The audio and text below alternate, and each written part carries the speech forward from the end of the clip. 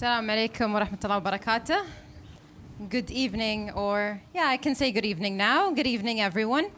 Welcome back to Warehouse 421, and welcome back to another year of the Community and Critique exhibition. This year presenting Cohort 6 of the Salama Emerging Artists Fellowship. Now, I'm going to give a quick introduction about what this talk is about and why do we organize it every year before the official opening of the exhibition. And I'm very passionate about this program. So I can go on and on and on talking about how amazing it is and why this talk is so important, but I will try my very best to keep it short because you're here to listen to our artists and hear from them more than me. But I do want to say, because I believe it's important to set the context. When we started this program 6 years ago, we didn't just do it on a limb. We went out there, spoke to emerging artists in the UAE, and asked them, what do you believe is needed in the United Arab Emirates to take the arts ecosystem and to elevate the arts, the quality of the work that's being produced and the conversation around it. What do you believe is needed to make that happen? And we got so many different answers, but the most recurring ones were mostly 4 different answers that kept coming up every single time. Number 1, we need studio spaces that are affordable for artists. Number 2, rigorous arts education beyond a bachelor's degree. Number 3, we need a community of artists because once we graduate university, most of us are lost. We don't have that community anymore and we don't know where to go to find it.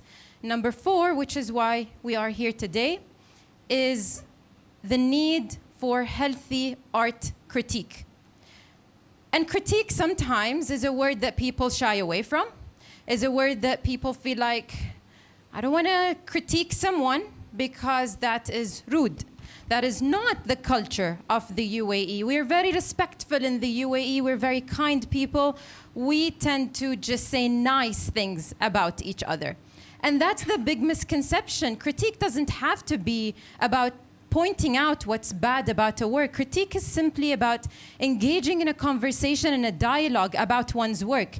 It could simply be asking a question about the scale of the work. Why did you choose to go this small rather than big? It doesn't have to be, oh, I hate the fact that your work is small.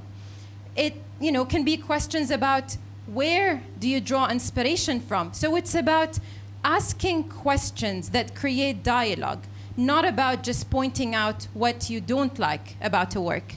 So that is what we're here to do.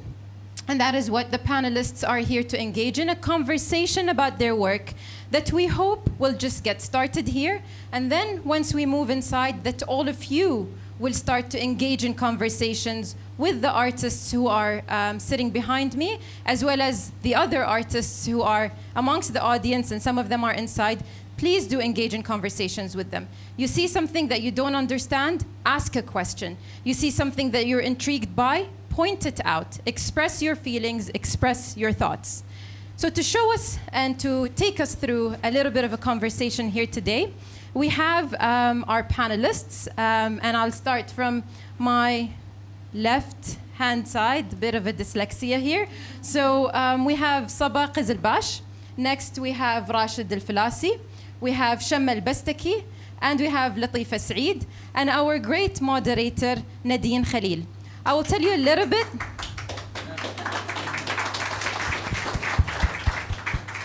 I will tell you a little bit about Nadine before I hand over the mic to her. Nadine is the deputy editor of Canvas magazine and has been working in the publishing industry for the past decade, mainly for regional arts and culture publications based in the Middle East. Previously, she has held senior editorial positions at AMAG, Bespoke, and Blue and Art Info, and launched the new Arts and Culture supplement for Executive Magazine in 2015. Her academic training is in social sciences with an emphasis in anthropology and cultural studies. And she's an interest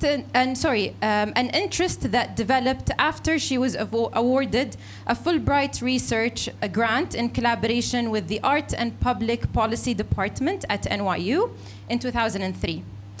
With a fondness for video art and docu-fiction, Nadine has also worked as an independent film curator for festivals such as the Arab Independent Film Festival in Germany and Mid-East Cut in Denmark. So without any further ado, please join me in welcoming again our panelists and our moderator. Thank you so much.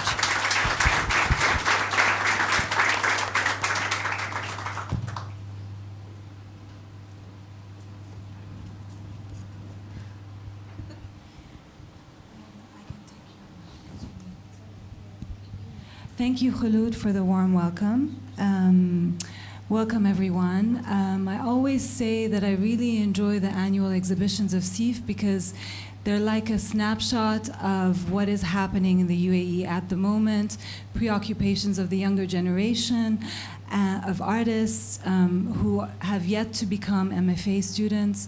And today, I think if you look around and take a closer look at all the works that are here today, we're going to provide you a glimpse with these 4 artists, but you'll see themes of ephemerality, tension, waste. It's working? Hello? Yeah. Sorry about that. I'm not good with technology. And yeah, so you can see a thread of discourse that really reflects the environment of the UAE every time SEAF has a cohort. And I have here today 4 artists who are presenting at this show. And what we're going to do is, since SEAF basically focuses on this critique element or this immersive studio practice, I'm going to try and basically frame each artist's work in the context of what came before, just to provide a bit more perspective. And so what we're going to do is we're going to spend maybe 10 to 15 minutes with every artist going through the process that led to the work that you see in the show here.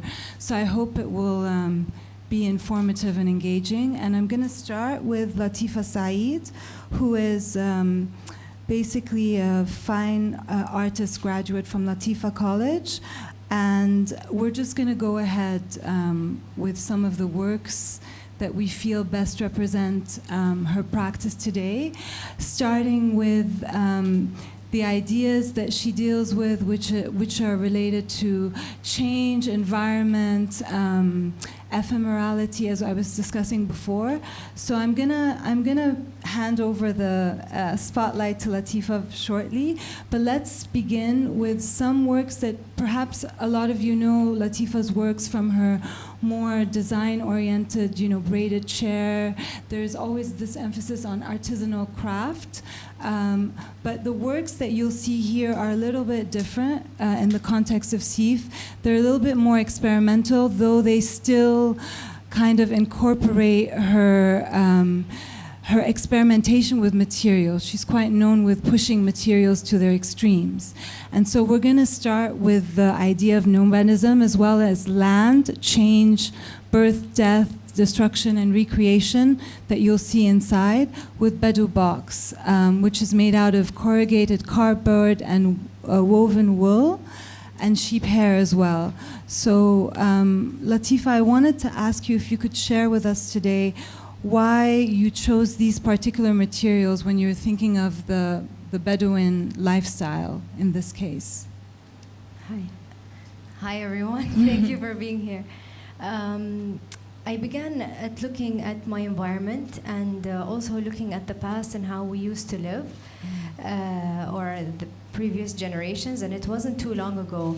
And I really wanted to get familiar with this, the material of the wool and the woven material, and juxtaposing that material against, what is a nomad now? It's what we send across the world. It's our objects, it's our things. And I wanted to explore the idea of what would happen if I were to cover the box in this material and explore nomadism and put it in this context of sand, but also it's staged in the same time. And all of my works are questions. I'm still exploring. I haven't really resolved anything. So for this work, that's what it was. But so basically what's happening here is we're moving from the idea of land to water. And a lot of the features that you've been dealing with lately have been dealing with land, sediment, and seawater, a way to kind of showcase how these materials move, change, and recreate themselves. And so moving to the more transitional installation works here, can you say more about the fabric and how it changes in light of the elements? So here I was tearing apart the fabric to understand it more, but also to see how we've transitioned from living in tents, which I think is more adaptable for our environment. And for example, the material of the tent, if it rains, the wool expands and it blocks the rain from coming through. On a warm day, the wool shrinks and it allows wind to pass through. And I just feel that I'm questioning our transition from tents and nomadism and moving to where land suits us better for our lifestyle into this static brick lifestyle, buildings and homes that we've adopted and hasn't originated from this region organically. Mm-hmm. And so I was wondering, sometimes in order to move to the future, we should learn something from our past and perhaps adapt it. Yeah, but it's interesting because you're talking about a living space, but yet you're not creating living spaces. This is installation art. Yes. And it's temporary to a large extent in the way absolutely. that you... And that then links to the idea of the found object, where here we have a very domestic kind of, work, a carpet, and then, it's created in a certain way that it has almost no place, the way that it's hung, and the way it occupies the space, it's quite liminal, I would say. And I'm just wondering how your process developed from looking at very material, fabric, solid objects to moving then to water, which is the final work that you're working through. Yes. In this piece specifically, this is it's an abandoned wool Persian carpet, which I found in an industrial site. And generally, a carpet is meant to be in a room, in a warm environment. And I just wanted to be a bit political and maybe metaphorical about the state of the Arab world, and I was exploring that subject through this artwork and really getting familiar with politically what is happening and the sense of tension and the tearing and the suspension, and then the relationship of the chains with the hooks that are rusted, and how long will this piece last. You almost can't walk into that room because it will snap at any second, and I think that's a metaphor for maybe not here or the surrounding region.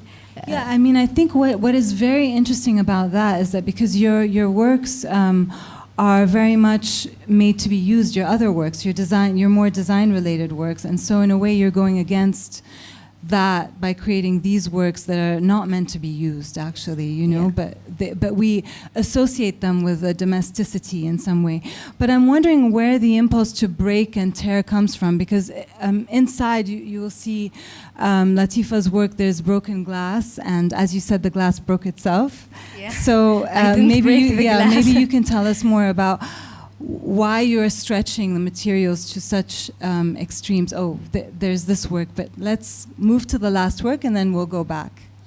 Displacement, basically, the idea that interested you in the beginning when you're looking at land, water, and islands and the way they change, and also this dialectic between the natural and the artificial. So when we're thinking about man-made islands, that's something that's fascinated you in some sense, because you've been looking at the birth and death of islands as they were created, and then yet here you create something that's very industrial looking, references water, references islands, and is broken. right?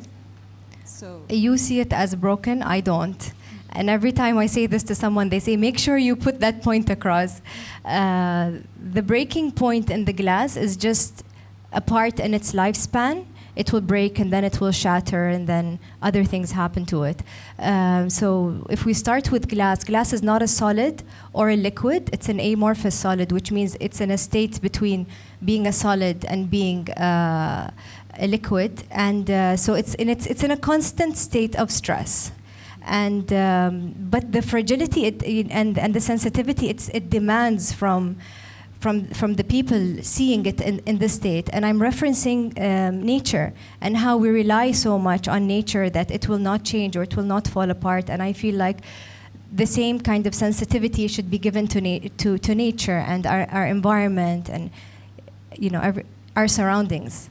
And how did you move from texture, material, fabric, to glass?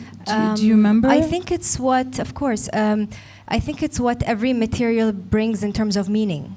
So I'm working with the meaning of what this object, provides, and its history and its references. And it's interesting that you talked about the difference between solid and liquid and the in between, because here you have both. You have the fluidity of the water and then the solidity of the glass. But going back to some of what led to this work here, this is a very interesting piece of work that is performative, though the performance is invisible, because basically you're looking at the sand that's taken on the Al Ain border, and you are encapsulating it, if I understand correctly, again yes. with glass. So in a way, this is where I feel personally that you moved from the land to the water. You kind of shifted a little bit. So, but maybe you can talk more about that gesture of why you decided to create this particular form to designate a border that people can't really see. With this piece, I had a performance in the desert, and I was digging, and every day I tried to revisit the space that I dug, and then it wasn't there because the desert is so ephemeral, and there's nothing that nothing will be the same tomorrow or the day after. So I wanted to sort of encapsulate this feeling between these glass sheets.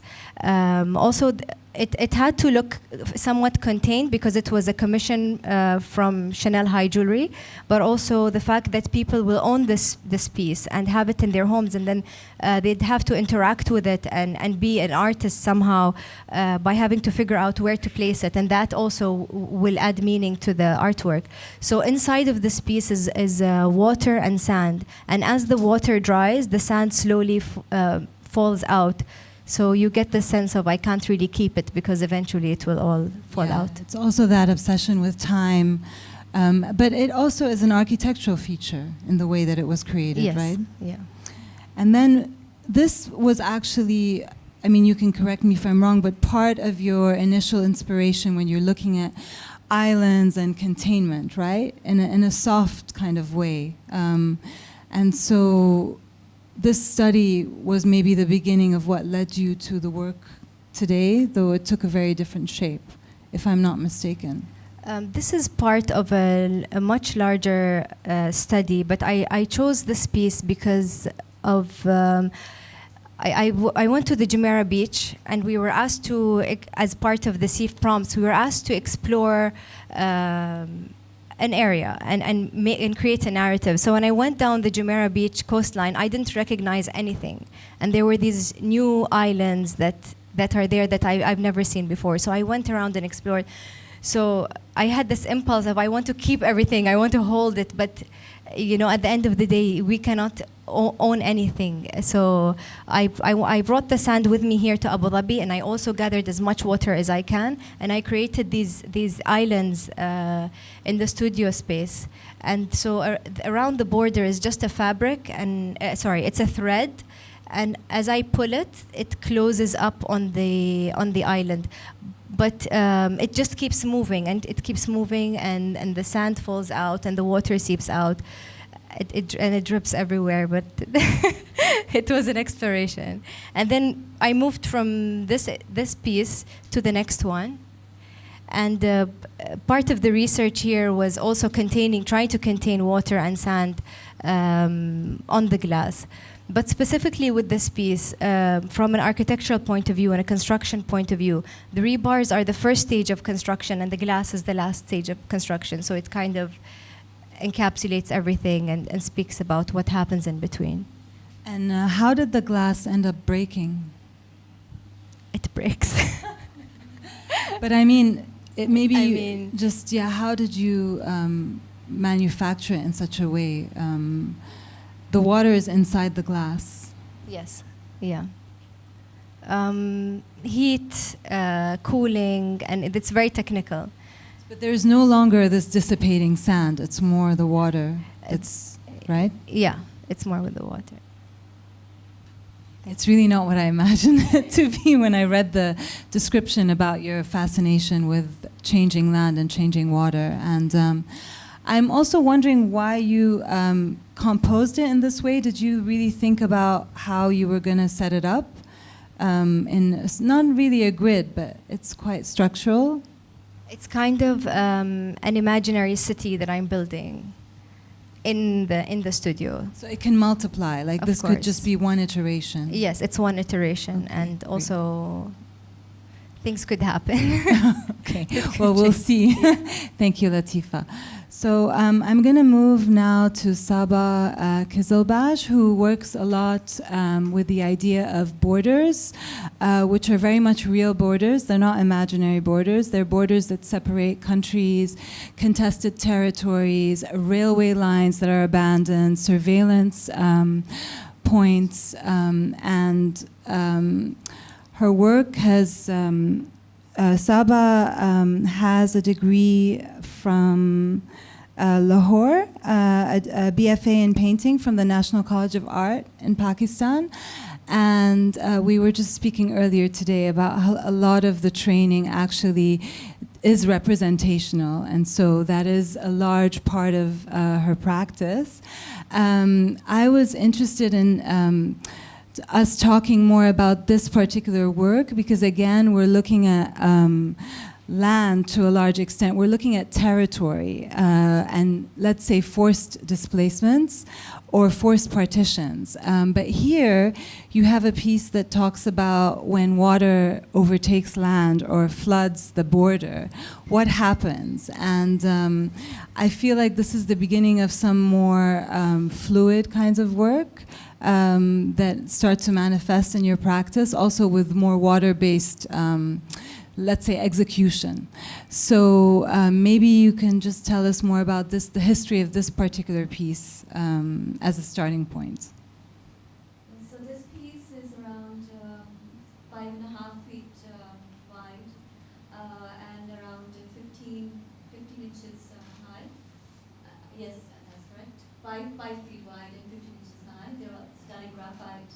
And it's, if any one of you are familiar with my works, I tend to create these landscapes where I imagine dissolving and erasing borders and border fences and gates, and sort of connecting contested land to pre-colonial maps. Of course, much of it is fictionalized in terms of the geography, but the landmarks are all researched and observed and scavenged online. This particular piece is one of the many landscapes that I've created in the last few years, and it was a response to flooding that took place in Kashmir in 2014, where it was very interesting how a flood temporarily washed away a revolution. And one couldn't tell where the debris and the carnage and the destruction of the Indian part of Kashmir began, and where the destruction and debris of the Pakistani part of the Kashmir ended. And that to me was very interesting, when natural disasters can silence the noise that humans create. Yeah, and it's also this whole dialectic that you're dealing with between the natural and the man-made. So borders are imposed, they're man-made, but can you actually see them on the ground? I mean, they're enforced to a large extent for political or historical or social reasons, and then nature overtakes in these situations. But also moving to this work, which I really, really like, the surveillance work, and then the idea, the photorealistic way in which you, derive your practice from. I mean, to the viewer, this could be anywhere, right? But I mean, you're actually working on very precise points on the map to create these pieces. But then, there's this sense that a thread unites these places all over the world. Do you know what I mean? So, but I wanted to go into this particular work because of the introduction of a bit more color here, because your work is largely monochrome. And then the sense of, again, like I said, the technique of water then enters your work. It's less documentary and it's more about the mood or the atmosphere of the space. So I was wondering if you could maybe talk more about that. That's very interesting, Nadine, when you say the water enters my work. Resin never looks dry. Mm-hmm. It always looks a little bit fresh and wet and glossy, and that does create a kind of a visual tension on the surface due to the reflections.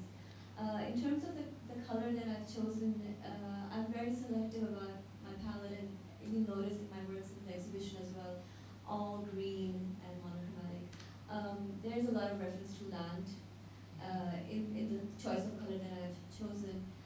Also, I've often been asked that, why do you draw these when you can photograph them and just print the photographs and coat them in resin? It's so much quicker. There's so much emphasis on how fast you could make so many more pieces. And I find that question very surprising. It's never the first thing that comes to my mind that let me print it, because I feel like when I need to understand something, I need to draw it first. It's almost like when you want to remember something, you want to write it down.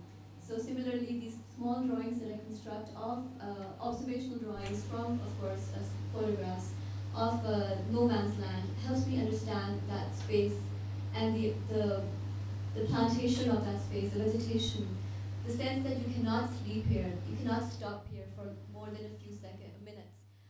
If you are stranded here, you are in a lot of trouble. So that I'm deeply obsessively fascinated by that. I mean, this dystopic point that you're mentioning is interesting because it's also double-sided. There's the dystopic element, so there are threatening places, or there are, places where are abandoned, people don't live, where you're watched, but at the same time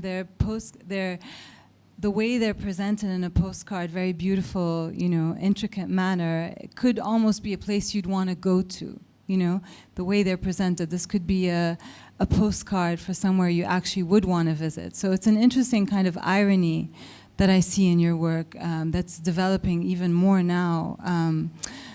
For example, here, what you did for UAE Unlimited was not only about the very particular points in the composition, but the composition as a whole as well.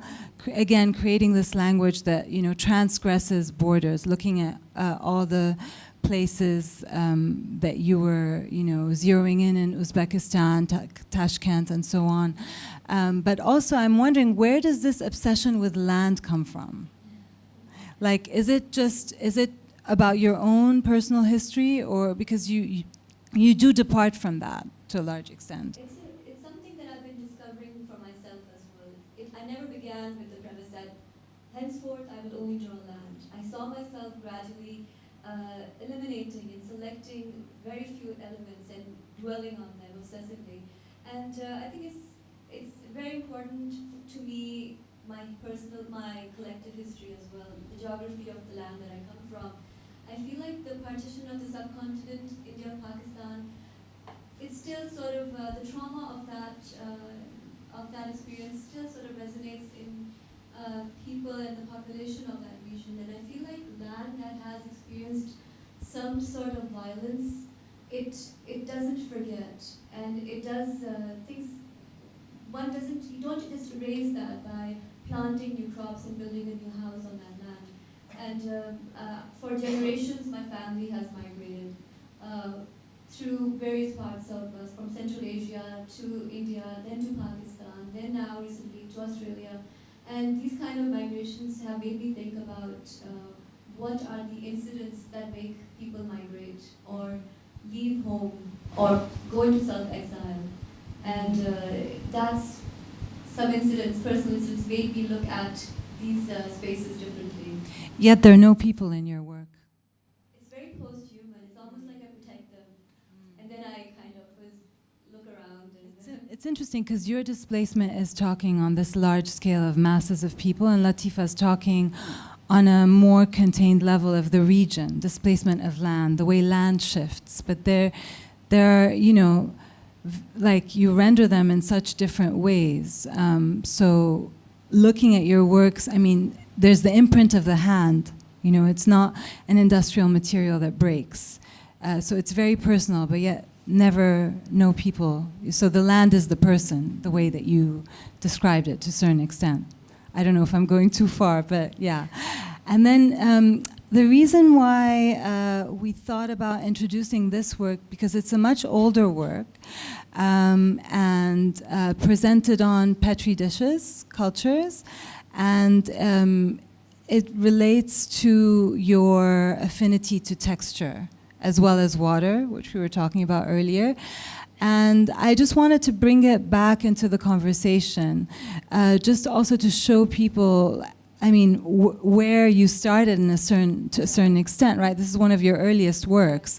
And I think your kind of the way you handle scale is similar, is still there, but I wouldn't have recognized you in this work. And it does link to the present work at the moment. If you could maybe say a bit more about that.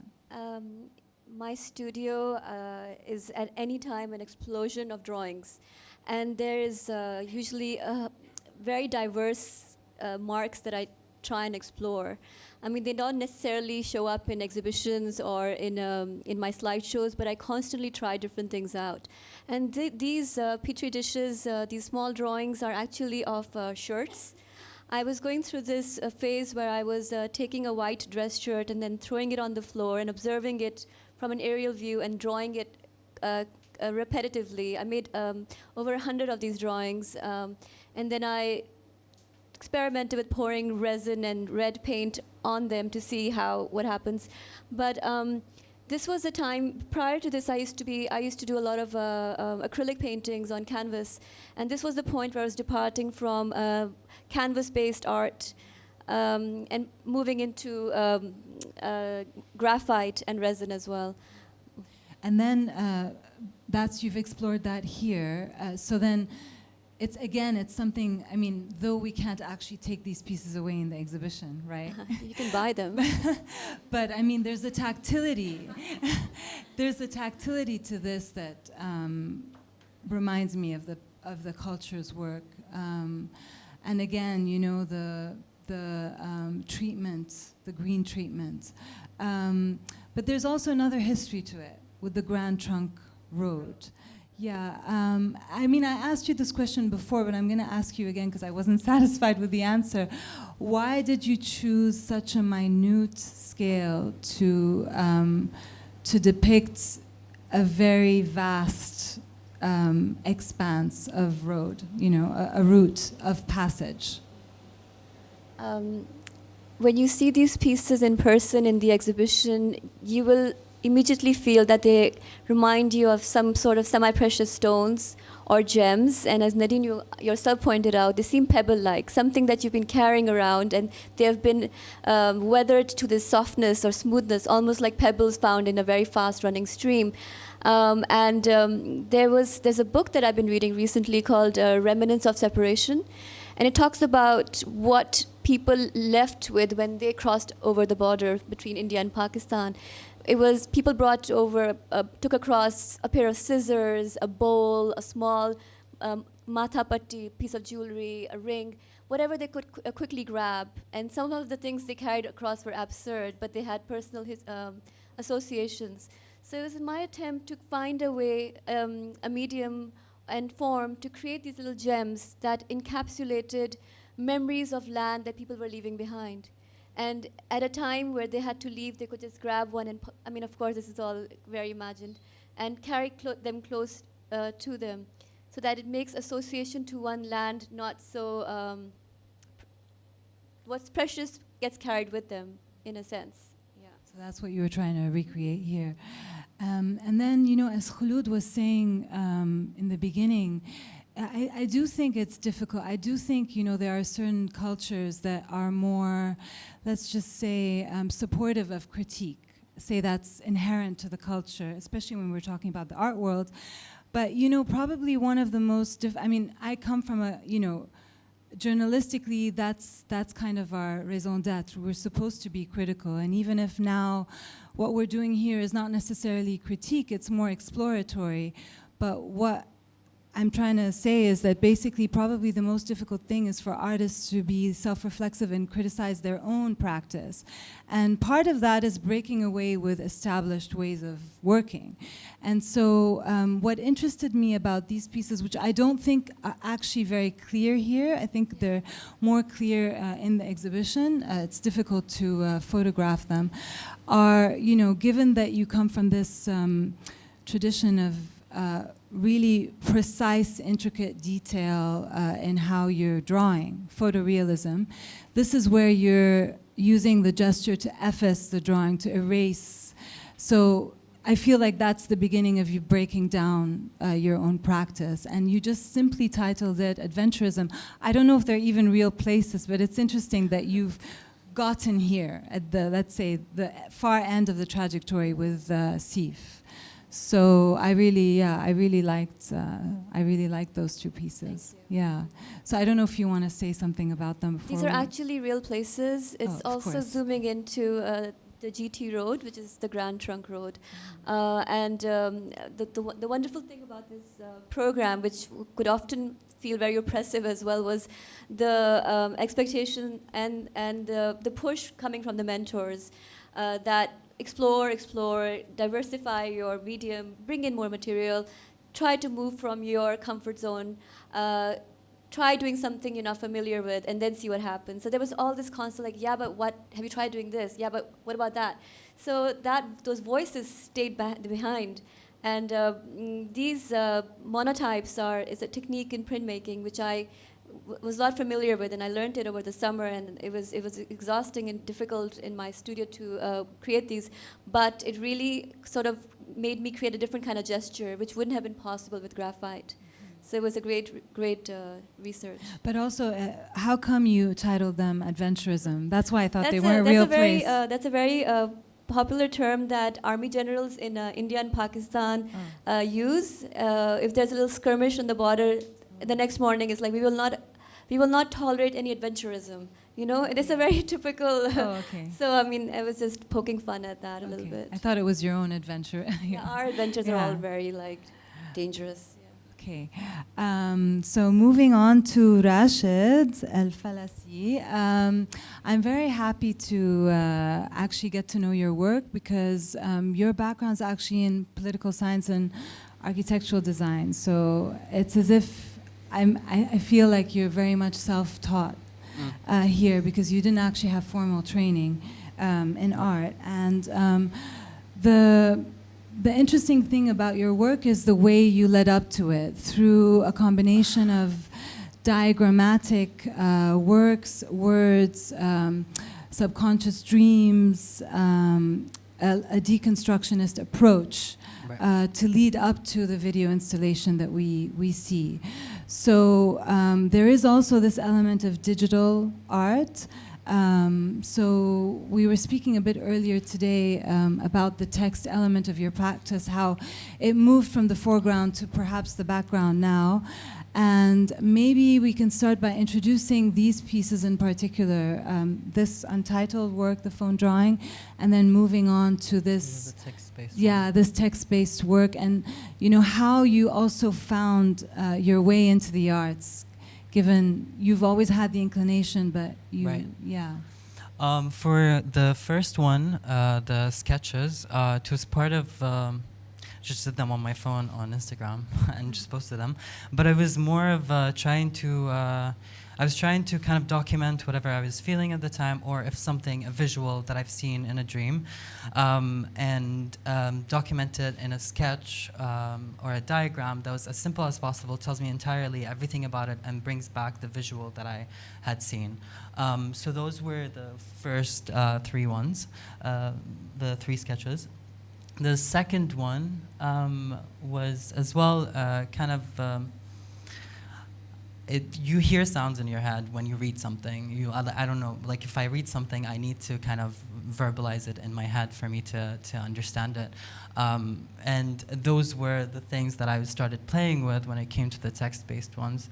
I wanted to see it visually as well, building up or dwindling down into the main point of the entire feeling or emotion that is associated with it. But then you've also worked with abstracting language, like when you refer to Nizar Qabbani's letters, right. where you're almost redacting or like not censoring, but like decomposing it and then reconstructing it, right. In some way with this piece in particular. Right. Which kind of moved away, like it's also your work can be situated between the digital and the analog. There's the element here where it's, you're working, obviously you're writing it, and then the other elements where it's very digitized. Right. But so, yeah, also you have an image here that's reversed, and the face is blanked out as well, and then, you're linking it to a land as well. And this is where you start constructing, say, the mind maps that actually enter into your final construction here, I think. Yep. Yeah. I mean, especially the visuals that come into play. This was like the one of the first times that I started creating a collage, because that was as well in the architecture courses that we had, was to construct a landscape through different images that wouldn't be normal to kind of construct, like a piece of corn, an image of corn, and a block or something like that, and then you'd have to construct an entire kind of world or composition of it. And that came kind of directly back from the architecture studios that I had taken. And then we were also talking about this idea of dream and memory and trying to capture something that's gone or that haunts you. And so your work has a certain element of sequential, like it's sequenced. It's structured in a certain way, composed in a certain way. And although the video today doesn't really have to do with a personal memory per se, but that's your starting point, the dream, say. It's either an emotion or a dream, which also recreates an emotion. Yeah. That's beyond the But realm. here in particular, this empty space, this campsite that you used to go to with your family, right? And it's kind of removed from the world. I'm wondering why you decide to portray it in this very abandoned sense, or like a sense that people were just there and they left, Because it was like that. When I remember the two on the left, well, the one in the middle is the exact recreation of that visual that I've seen, or that incident that happened. It is exactly like that. My dad was sitting on the chair, but I took my dad out because he had no voice in that memory. My mom was the person who was talking to me in the memory, and that's exactly what I remember the most. This did not exist. I think it was a fragment of my imagination. It might be everything here, because it's memories. But this one specifically was such an important piece in that landscape, where I defied everyone and just like got to the top of the mountain when I wasn't supposed to. And I always reverted back to that one, and kind of encouraging myself to move forward or do something that I'm not supposed to do. So. And I had to I wanted to recreate them in a way that it's still, you understand that it's not real and it's just play. It's trying to bring back a memory, because there's no way that I can recreate a memory and show you exactly what's in my head in a perfect manner. But why would you need to? Because I feel like this is the beginning of your sequencing of visuals that then led to video and also a lot of the work that we saw before with the text, there is movement in it, but you just didn't animate it. No. But now it's the moving towards the animation Right. of it. But it's also very abstract, I have to say. Like, I feel that the work is very abstract. When we spoke about this, though, maybe it's a bit less abstract because you almost took an ethnographic approach at looking at conjoined human beings, twins, but who are conjoined, and dealing with the alienation or the way they were perceived. And I especially find that circus photo very interesting because that was actually a performance, right? It wasn't an actual... The conjoined twins, well, I picked conjoined twins and kind of representing internalized binary, I don't think of myself as just one person. There's a couple of different emotions that are in voices, not voices in the sense that... Like duality. Yes. Where like you'd think, yes, I'm good, but then there's another voice that comes in and you're like, you're bad. And we all have these voices that are coming in and out. Do they only come when you sleep? No. Is that why you're looking at dreams? No, I think it's that internal dialogue. That's what I'm trying to get at. And I wanted to kind of create a physical manifestation of the internal dialogue. And the easiest way for me to see it, I did not want to recreate something that is out of this world. I wanted something that was familiar enough for you to kind of see it and digest it. But then there's something weird about it that you'd be intrigued to keep looking at it. And the conjoined twins were, I wanted to get into the diagrams, because imagine being attached to another person in this manner, and then think of that diagram over there, and how would they go to bed? Or that diagram over there, the two conjoined twins, how would they kind of walk around? It's a manifestation of that internal dialogue struggle that kind of takes into a physical space that you would be able to see it in motion. But also maybe a questioning of the assessment of individuality, or like how we perceive our oneness or something. Yeah. Yeah, it's a very particular case that you've decided to choose. I'm wondering how, I mean, I understand where it came from, but I'm wondering where, or how you decided that this was exactly what you were gonna use as your case study for the video that you produced here. It's, once in a while I would write, if I have like a heightened emotion, then I would write a paragraph or even a line, or it could be anything. It could be 2 words. But it's, again, documenting the kind of, similar to the diagrams that I've done before, or the sketches. It's documenting an emotion that I can tap into again and try to make sense of it for me to move on with a new understanding of it, instead of having that specific, I don't fit in, or I fit in. I'm in it. So it doesn't matter if I do or not. It's like an inside-outside.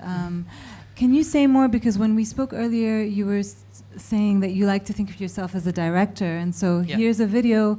You chose 2 actors, I assume, to feature in it. Again, their gesture, their features are not visible through the opaque material.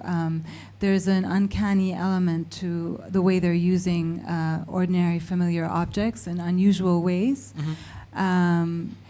Yeah, the color palette is also interesting, midnight blue. But yeah, so what exactly happened here? How did you direct? To what extent was it improvisational?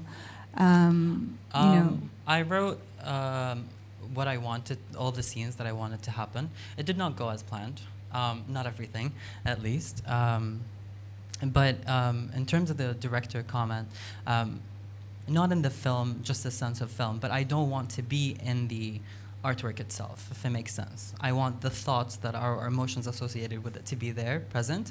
You'd feel like there's the theatrical sense that is there, but you don't see the person who's behind it. You feel there's a sense of someone who's directing the entire artwork, or however you approach it. For this video, I wanted to create a couple of tools that they could use. So I started with the different diagrams of again, how would people sleep if they were joining? And how would the pillows be? Or how would the spoons be? If the entire world was kind of in a physical form where they're conjoined. And that's how I started building these little tools that for them to use. And that's where the scenes came from as well, and what type of joining, based on the diagrams, would go for that scene. And so there wasn't really a script, but you had an idea of what kind of... So there was a theatrical performative element that came naturally, I assume. And then you edited it. But also the TVs are linked up as well. So it's like, both animate and inanimate are linked up, joined. The TVs also go back to the diagrams. Even the shape of the box on the top, the bottom, whatever you see is based, again, back. It's redundancy through redundancy. It's human beings in a TV. They're consuming blue, which is the color of the default TV. TVs also represent consumption, media consumption, whatever we think of. So it's information and exchange of information over and over and over again that talks about that internal dialogue and how the outside world affects your internal dialogue. And everyone, there's a lot of books about peace with yourself and getting to that medium where you're not just at peace with yourself, but comfortable with who you are. And it's through that consumption, again, that you have to also find the balance, I guess. I mean, I do have one more question for you, but I'm going to save it for the end when we open it up. Thank you. Shamma, on to you now. So, speaking of storytelling, Shamma has a double major in social research. I have to read this out because it's long, and public policy as well as literature and creative writing. So you're basically coming at this from a literary background. Primarily, you're a poet, a practicing poet, interested in the social sciences, interested in ethnography. And so we only have really one work here because we're going to focus on what you've done at SEAF mostly. But this is one work that's La, that basically materializes the word La in sculpture. And it could be like an indication of how you started your work, which was very much literary, very much language-based, and now has moved to another realm of like maybe more oral histories or stories that you can't really write down, I guess. So going into what you've done here, I read that you've said that basically a lot of your work, you've realized that your mother and grandmother were around the work but not actually in the work. Yes. And so there is this element of matrilineality in your practice, going down from your great-grandmother and so forth, and craft as well. Yeah. Here, I guess the lens is material culture, where you're looking at dolls, but not for what they represent, but kind of how they are made and what stories they tell, in a sense. So it's not about the doll as an object; it's more about what surrounds the doll. Yeah. So we're just going to go through. I think we should start here with this reminds me of my my graduate studies. The kinship charts. Yeah. So maybe you can explain what you did here by going through the matrilineal lines. Sure. So maybe just to connect this to the earlier work, which is La, this project, this sculpture kind of was birthed out of impulses that came around another work that I was working on, which was more literary. So I was working on a collection of poetry called Beit le-Beit, House to House, or the other way around.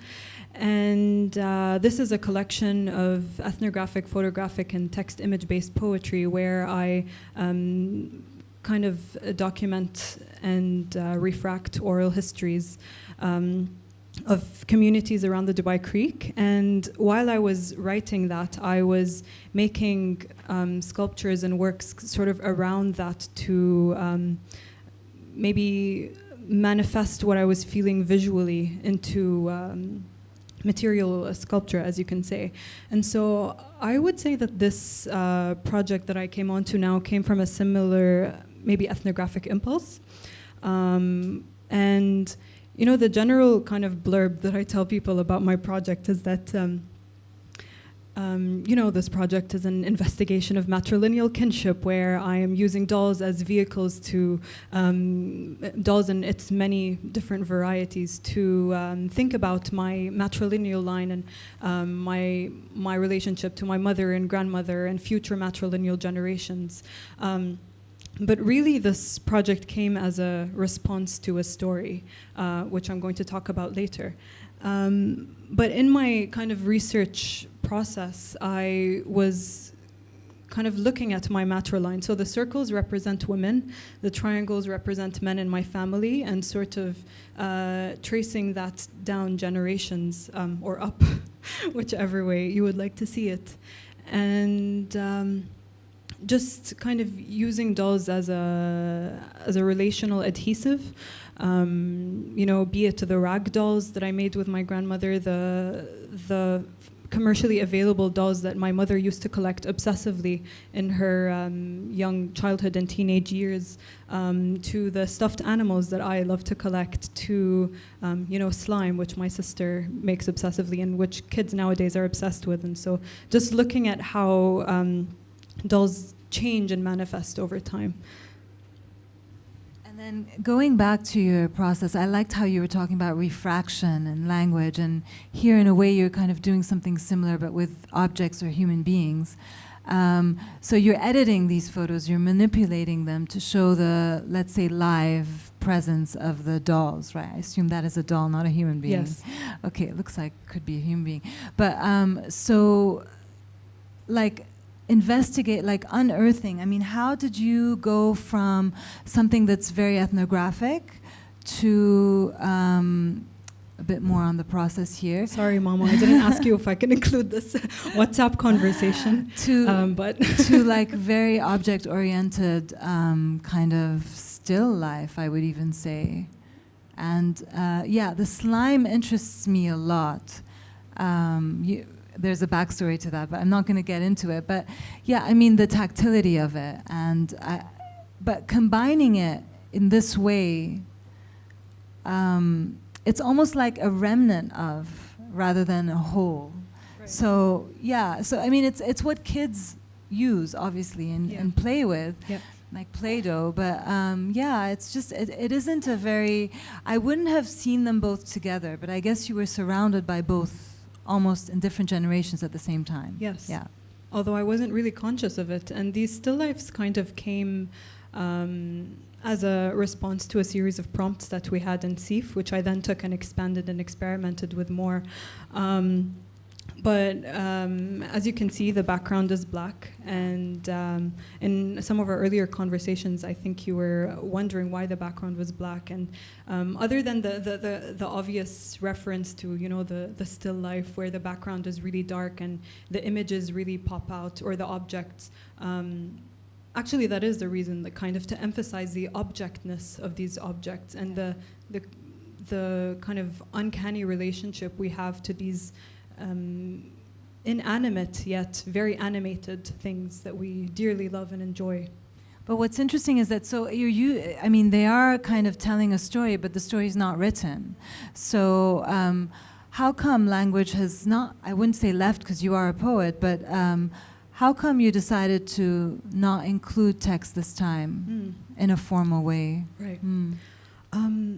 I think for this project, I was really challenging myself to veer away from an over-reliance on language to make art, although I don't necessarily see, you know, for example, poetry and visual arts as very different. I don't like to sanctify these definitional concerns. I did want to see what would happen if I, you know, kept the words on the side for a little bit and experiment with more objects. And I was surprised to find out that, you know, the words kind of came subconsciously, where a lot of my what I consider to be my poetics of intermittence, my poetics of disturbance, and you know, something I call syntactical fuzziness, which really was present in, or is present in my poetry, kind of manifesting in the works that I've made, kind of subconsciously, without me, you know, forcing it upon those works. I mean, how did, especially with the slide. especially these, they could be seen as maybe deconstructed alphabets or something. Sure, yeah. It's very intriguing because it's two very different ways to showcase something, you know. And the doll that you actually do have in the exhibition space. Yes. Is that something that you worked on with your mom, or no? That doll I made with my grandmother. So I found out about my mother's obsession with dolls fairly recently, and then after that I also found out that my grandmother made dolls by hand with her own grandmother, and my grandmother's grandmother made dolls with her grandmother. And so I kind of felt like I was missing out. Like I wanted to be part of that matrilineal kind of connection. And so although I did in a way, I did collect stuffed animals, which I consider to be a variant of dolls. I wanted to see what would happen if I, you know, asked my grandmother to teach me how to make a doll. And so I spent around a month with my grandmother kind of sewing and making this rag doll that you will see in the exhibition. Her name is Asha, which means living. And the exhibition is called, or the room, the show, the installation, whatever you want to see it as, is called Al-Ash, which is a variant or a nickname of Asha.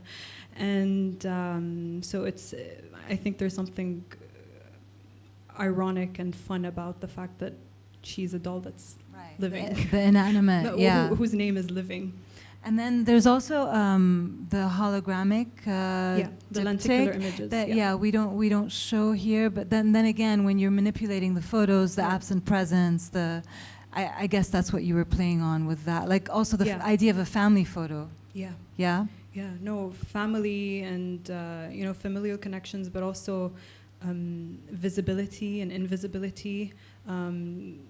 There are a lot of, even in the still lifes and in the slime, you're going to see some subliminal themes of, you know, some psychosomatic relationships to objects that sort of, I don't know if you'll necessarily pick up on them, but there were certainly impulses that I had that I used to make these works. And especially with the slime and with the dolls, they're very bodily. And one thing SEAF, I think, really pushes you to do is to trust your body in making work, and to really, you know, not just keep it all in here, but to use your entire being, your physical and mental being, to make something.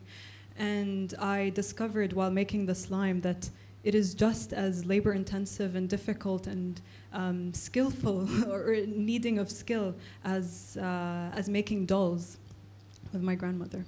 It's very interesting. Thank you. So I think we have just a little bit of time to open it up for questions. But before we do, I just wanted to ask all of you one question. Maybe we could spend just a little bit of time talking about how you see, thinking of the body in relation to the environment, and all of you are kind of playing in that way, whether you're focusing on your own physicality or lack of physicality, or the environment's physicality and materiality. And so I don't know how conscious these things are. I mean, when it's the environment, I'm sure it's very conscious, but if you maybe could just say a few words about that, or if you don't want to answer that, what was the most difficult thing to pull off in this show? You have the choice. So I want each of you to say something, and then we'll open it up to the audience. The most difficult thing to pull off in this show, I feel like if I hadn't been engaged in the last 10 months the way we have been engaged, it would have been a difficult show for me to pull off. But because the process we went through, the mentoring, the critiques, the travels to New York, the late nights with the SEAFlets, all of this made conceptualizing and executing the show really logical and and easy in a way. Yeah.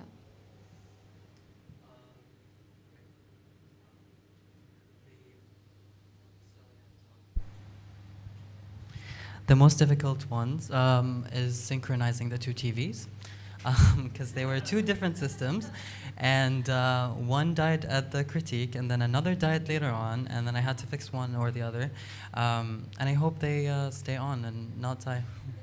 Yeah. Actually, you remind me, I had a question for you, because where do you see your art going in the future, since you've been experimenting recently with all these different mediums? I still like where I am right now, and kind of trying to create a story, either through objects, tools. I've noticed that this year I've been doing a lot of tools, and then using those tools to play around with other things. So like one kind of driving the other, and driving another. So it's like a sequence or a chain. I think for the near future, that's where I'm still gonna be. Honestly, the hardest thing was carrying heavy things around. But other than that, I would say just thinking like a person who's going to exhibit something, as opposed to focusing on making the work. I'm thinking about curation and the objects in relation to one another, because one of the things I did was make a series of work rather than make one or two works, and so it was really, really difficult to think about how I could make this a holistic narrative, how my objects kind of connect and make sense, and convey the narrative that I want to convey. I mean, even if they're fragmented, they can still form, a narrative. Sure. And Latifa, actually, I have a specific question for you. Speaking of the body and the environment, so you've created objects for the body that are comfortable, the chairs, with the body in mind. And now it's very abstract. So maybe you're positioning yourself somewhere in between. So the question of like where you're going is very, very significant, I feel. Like, where do you see yourself going? I mean, when you push the material to the absolute extreme, then do you return back to the self, I think the most important thing for myself and for all my fellow artists here is to try and figure out a way to have a continuous studio practice. And these things, they happen organically. And to give your art and art practice time and experimentation, and to really find spaces where you would thrive.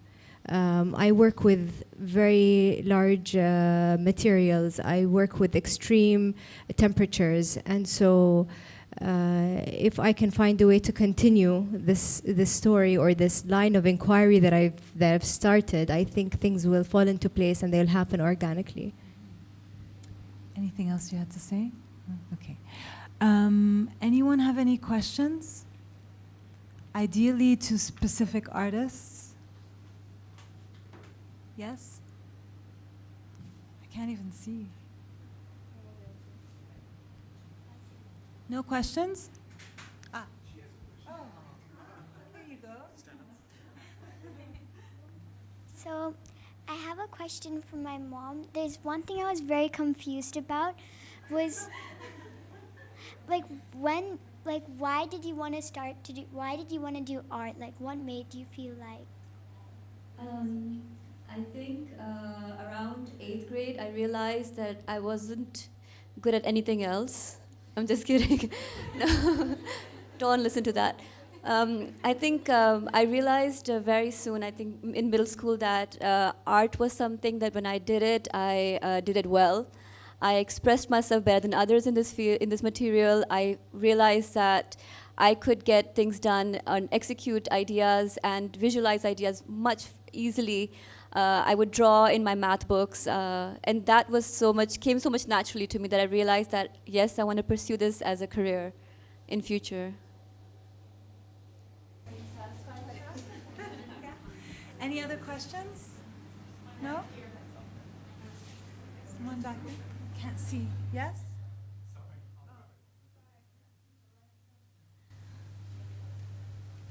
My question is for Shamma. Hey. You mentioned something about, Yes. I might be getting the term wrong, syntactical blurred Fuzziness. Fuzziness. Yes. Can you just speak a little bit more about that? Both in the context of your poetry and your visual art. Sure.